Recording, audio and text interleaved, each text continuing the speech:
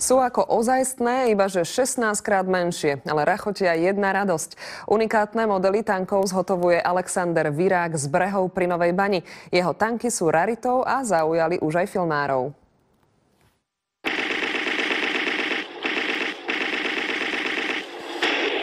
Toto sú boje medzi pomyselnými tankistami v nemeckých, ruských a československých tankoch. Bývalí železničiari ovláda vysielačkou. Simulácia kanóna, záblesk, kulomet vo veži, kulomet v korpuse. Všetky tanky, ktoré tu vidíte, sú repliky tankov, ktoré bojovali počas druhej svetovej vojny na východných frontoch. Legendárne T-34, sovietské KVčka či nemecké Tigre vystrelia miniatúrnu guľovočku do 20 metrov.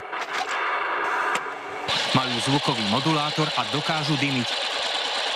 Sú z umelej hmoty a kovu. Povedám, že pán sa špecializuje asi na druhú svetovú vojnu, väčšinou tam T-34 a tak ďalej. Veľmi pekne to je spravené. Je to presná kópia, len otoč veží má len do 160 stupňov. Pánovi Alexandrovi dala najviac zabrať táto T-34.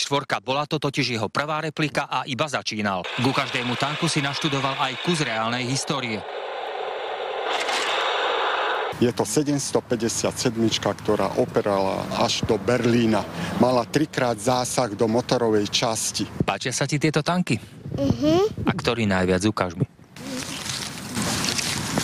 Ten. Tanky vážia okolo 5 kg, jeden zhotovuje aj 3 týždne. Jeho modely sa čoskoro objavia aj v známom filme.